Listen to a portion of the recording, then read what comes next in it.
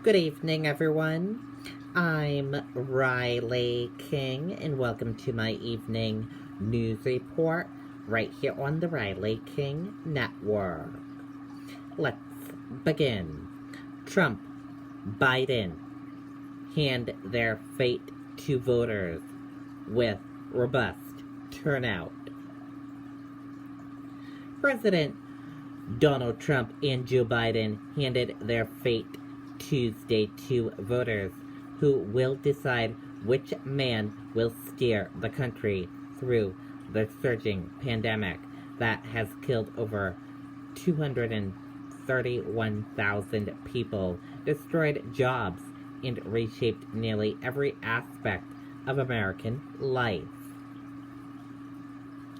With almost 102 million Americans voting early and millions more waiting in lines on election day, the Rancer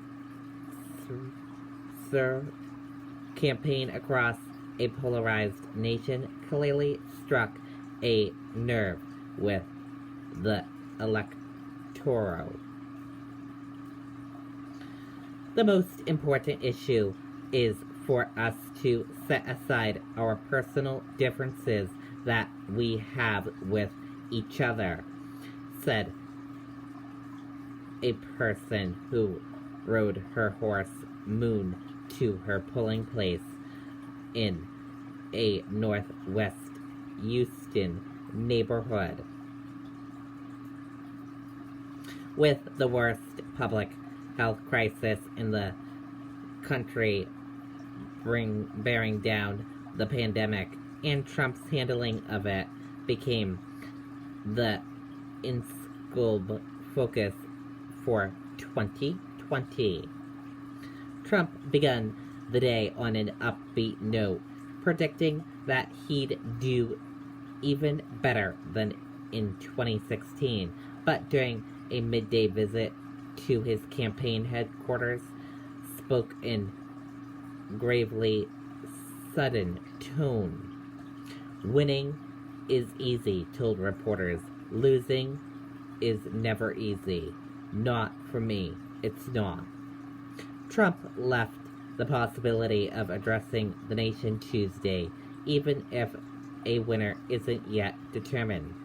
Biden, too, promised a speech.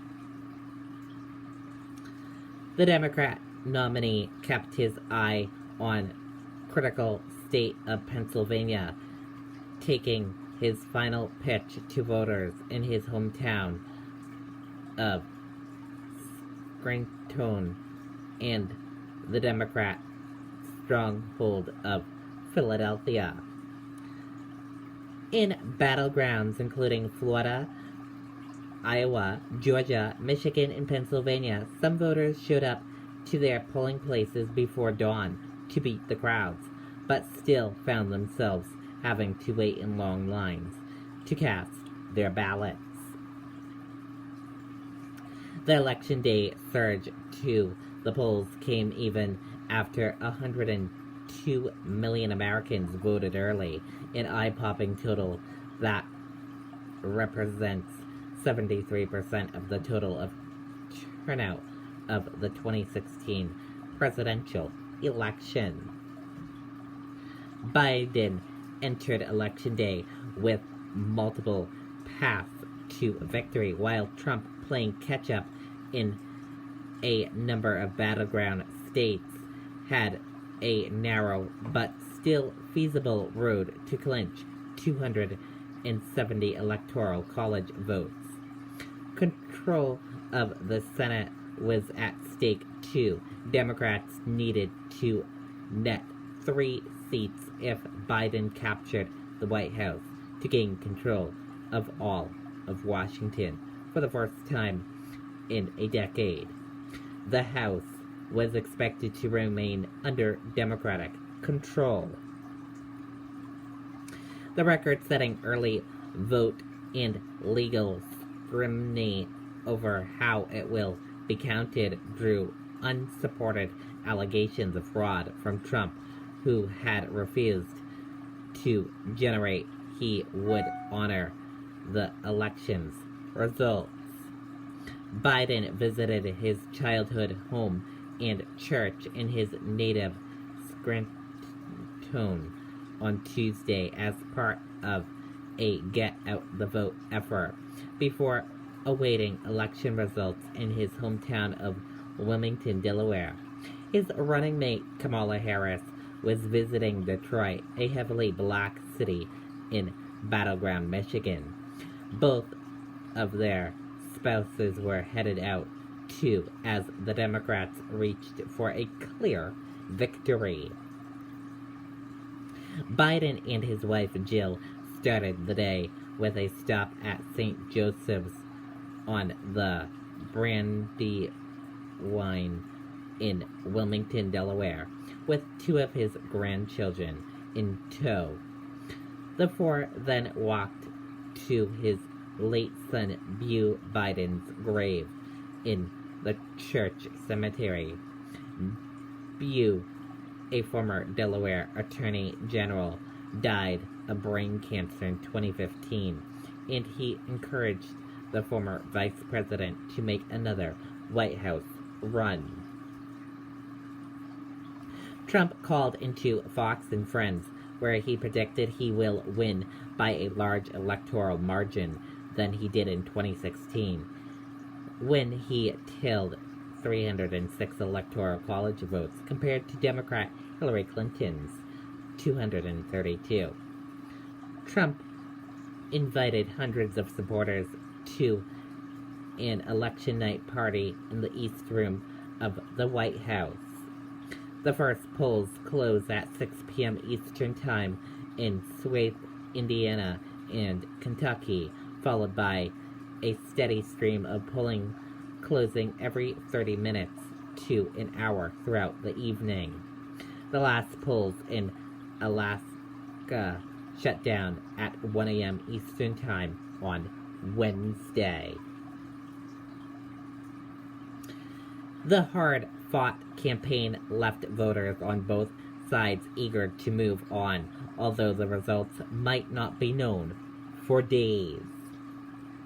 I believe there's a lot of division and separation, said Calvin Hardinet, who was among more than 24 voters who lined up more than an hour before the polling site at the Cobb County Civic Center outside Atlanta opened on Tuesday morning. And I believe that once we get past the names and titles and the personal agendas, then we can focus on some real issues. A new anti-scale fence was interacted around the White House and in downtown, ranging from New York to Denver to Minneapolis. Workers boarded up businesses last. The vote led to unrest of the sort that broke out earlier this year aimed protest over racial inequality. Just a short walk from the White House, for block after block, stores had their windows and doors covered. Some kept just a front door open, hoping to attract a little business. Both candidates voted early. The First Lady, Melania Trump, cast her ballot Tuesday near Mar-a-Lago, the couple's estate in Palm Beach, Florida.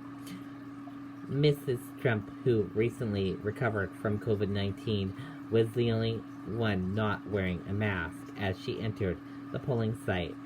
Her spokeswoman said the First Lady was the only person at the polling site based poll workers, beside the poll workers and her staff, all whom were tested. Whoever wins, all and will have to deal with the anxious nation reeling from a 1 in a century health crisis that closed schools and businesses and that worsened as the weather turns cold. The campaign has largely been referendum on Trump's handling of the virus. Trump insists the nation was rounding the turn on the virus, but Dr. Deborah Birx, the coordinator of the White House Coronavirus Task Force, broke with the president and joined a chorus of Trump administration scientists sounding the alarm about the current spike in infections. We are entering the most concerning and most deadly phase of this pandemic, Birx wrote in a memo distributed to top administration officials. She added that the nation was not implementing balanced measures needed to slow the spread of the virus. In Virginia Beach, it was a vote for Biden from 54-year-old Gabriella, who said she thought the former vice president would surrender himself with the biggest and the best to fight the pandemic.